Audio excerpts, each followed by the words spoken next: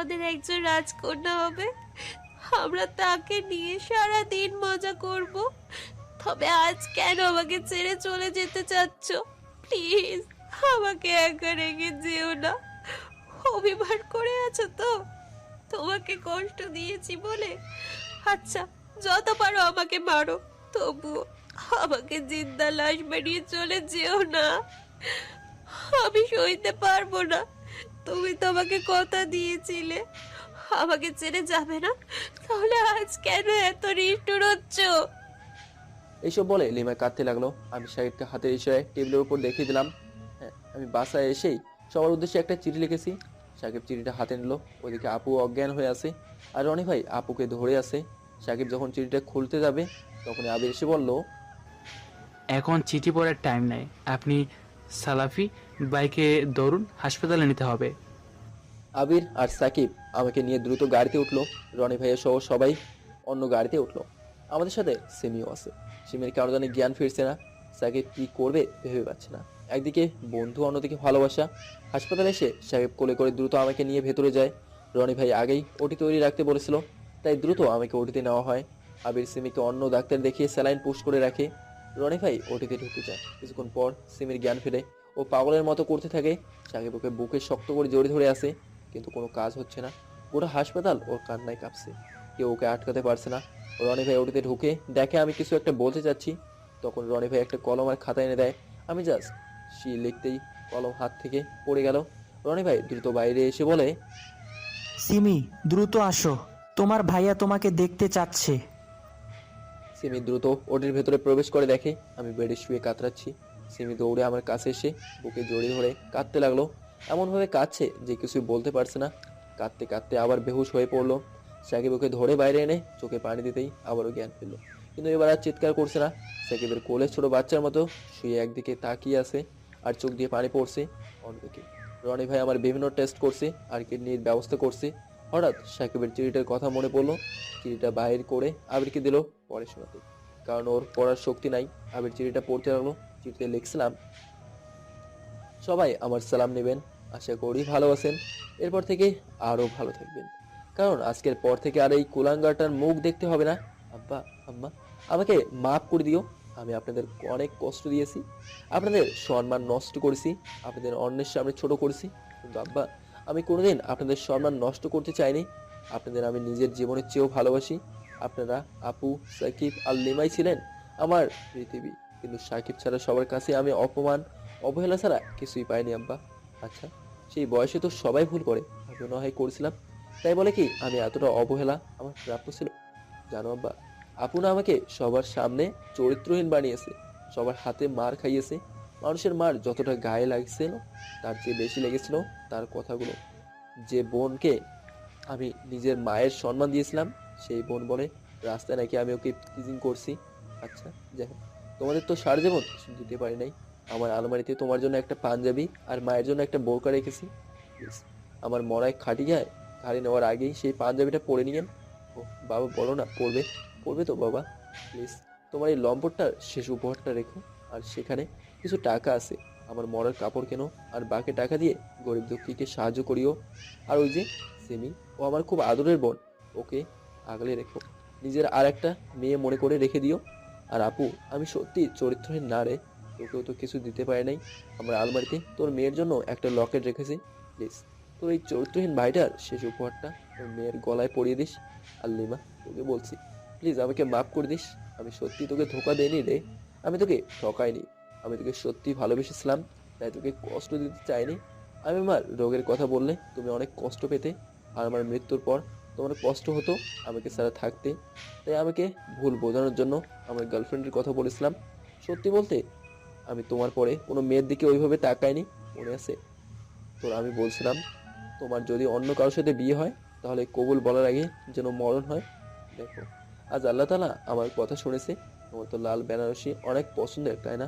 আলমারিতে দেখিও একটা লাল বেনারসি রেখেছি, পরে তোমাকে খুব মানাবে। আমার তোমাকে দেখার সৌভাগ্য হলো না, শেষবারের মতো দেখতে গেছিলাম, তাও তোমার অপমান আর অবহেলা ছাড়া কিছুই পেলাম না।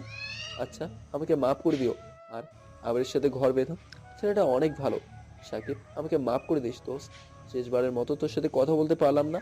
আমার সমস্যার কথা বললে তুই অনেক কষ্ট পেতিস, তাই বলি নাই। আমাকে মাফ করে দিস। তোকে কিছুই দিতে পারলাম না, আমার জীবনের শ্রেষ্ঠ জিনিসটাকে তোর কাছে রেখে গেলাম। আগলে রাখিস প্লিজ, কোনোদিন কষ্ট দিস না। আর আপু, আমাকে মাফ করে দিস রে। শেষবারের মতো তোর ভাইটা মুখটাও দেখতে পারলি না, খুব ইচ্ছে করছিল।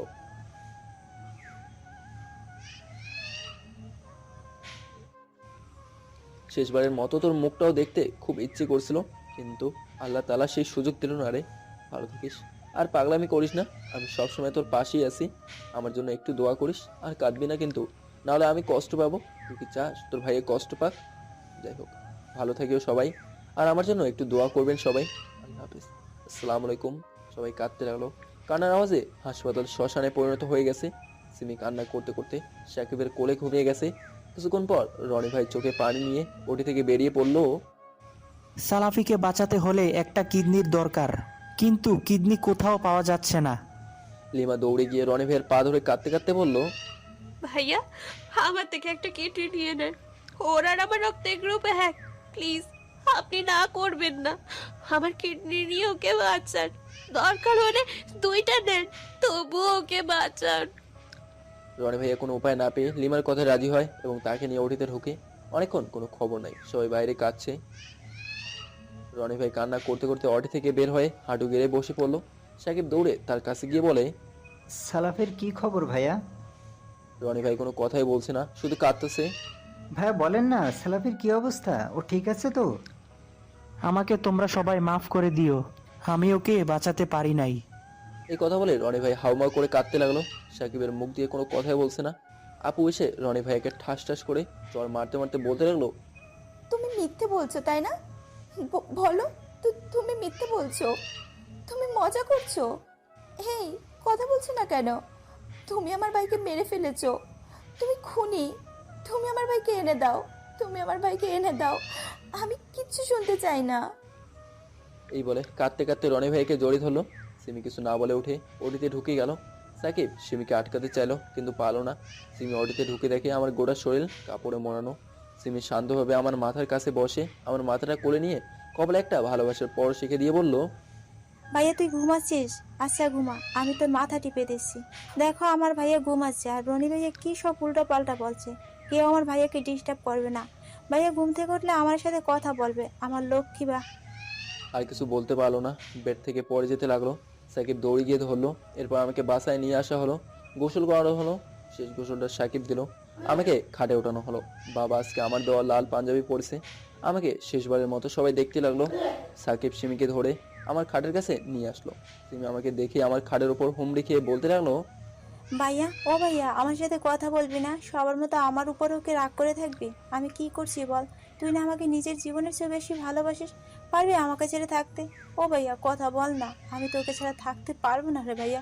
আমাকে ছেড়ে যাস না রে ভাইয়া। তোকে ছাড়া আমি বাঁচতে পারবো না, আমি মরে যাব। তুই না কথা দিয়েছিলি আমাকে ছেড়ে কোথাও যাবি না, তাহলে আজকে এত স্বার্থপর হচ্ছিস? ভাইয়া তুই ওঠ, আমার এই সব ছেড়ে অনেক দূরে চলে যাব। ভাইয়া, এ ভাইয়া, ভাইয়া। বলে চিৎকার দিতেই সাকিব সিমিকে জড়িয়ে ধরে বলে, কি হয়েছে তোমার? বলো আমাকে, বলো। ভাইয়া আমাকে ছেড়ে চলে যাচ্ছে। তোমরা আমার ভাইকে নিয়ে যেও না, আমি থাকতে পারবো না ভাইয়াকে ছাড়া। ধুর পাগলি, সালাফের কিচ্ছু হয়নি, ওর অপারেশন চলছে, তুমি খারাপ স্বপ্ন দেখছো। সিমি দেখে সত্যি তো। সিমি সাকিবকে জড়িয়ে ধরে কাঁদতে থাকে। কিছুক্ষণ পর রনি ভাইয়া হাসি মুখে ওটি থেকে বেরিয়ে এলে সাকিব আর সিমি রনি ভাইয়ের কাছে গিয়ে বলে, সালাফের কি অবস্থা ভাইয়া? আমার ভাইয়া ভালো আছে তো? সেলফি এখন বিপদমুক্ত। আমি আমার ভাইয়াকে দেখবো, তোমরা আমার ভাইয়ের কাছে নিয়ে চলো। একটু পর বেডে শিফট করব, জ্ঞান ফিরলে দেখা করিও। লিমা কেমন আছে ভাইয়া? একটু সমস্যা হয়েছিল, কিন্তু এখন ভালো আছে। একটু পর আমাকে আর লিমাকে একই রুমে শিফট করা হয়েছে, দুইটা বেডে একখানে করে। আমার আগে জ্ঞান ফিরে পাশে তাকে দেখি সিমি আমার মাথায় হাত বুলিয়ে দিচ্ছে আর কাঁদতেছে। আমার চোখ খোলা দেখে একটু মুচকে হাসি দিয়ে বলল, ভাইয়া তুই ঘুমা, আমি তোর মাথায় হাত বুলিয়ে দিচ্ছি। অন্য পাশে দেখি লিমা শুয়ে আছে আর এক ধ্যানে আমার দিকে তাকিয়ে চোখের পানি ফেলছে। সাকিব রুমে ঢুকতে ওকে হাতের ইশারায় ডাকলাম। ও আমার কাছে এসে কাঁদতে কাঁদতে বলল, তোর সাথে কোনো কথা নাই, তুই আমাকে বন্ধু ভাবিস না। এই কথা বলতেই আমি ওকে আরও কাছে নিয়ে আসলাম, এসে জড়িয়ে ধরলাম। দুজনেই কাঁদছি। সবাই একে একে এসে দেখা করে গেল। সিমি যায়নি। সাকিব লিমার দিকে তাকিয়ে সিমিকে বলে, চলো একটু বাইরে যাই আমরা। না, আমি কোথাও যাব না। সাকিব সিমিকে অনেক বুঝিয়ে নিয়ে যায়। আমি লিমার দিকে না তাকিয়ে বললাম, আপনি এখানে কেন? লিমা কোনো কিছু না বলে আমার কাছ থেকে সরে এসে জোরে ধরে কাঁদতে কাঁদতে বলল, আমাকে মাফ করে দাও। আমি তোমাকে অনেক অপমান করেছি, অনেক কষ্ট দিয়েছি, কিন্তু বিশ্বাস করো, তোমাকে কষ্ট দিয়ে আমি ভালো থাকতে পারি না। কত রাত যে নির্ঘুম কাটিয়েছি চোখের জলে। আমি আর পারছি না। আমাকে আর কষ্ট দিও না প্লিজ। দরকার হলে নিজ হাতে শাস্তি দাও, মেরে ফেলো, তবুও আমার সাথে রাগ করে থেকো না। তোমার হাতে মরলেও আমি নিজেকে ভাগ্যবতী মনে করব। আমি তোমাকে ছাড়া বাঁচবো না। আমাকে ছেড়ে যেও না। তোমার বাসায় তো অনেক কাজের মানুষ আছে, আমাকেও একজন কাজের মানুষের মতো বাড়ির একটা ছোট্ট কোণায় থাকতে দিও। সত্যি বলছি, এবার আমাকে ছেড়ে চলে গেলে মরা ছাড়া আর কোনো পথ থাকবে না। আমি আর ওকে কষ্ট দিতে পারলাম না। সত্যি মেয়েটাও আমার জন্য অনেক কষ্ট পেয়েছে।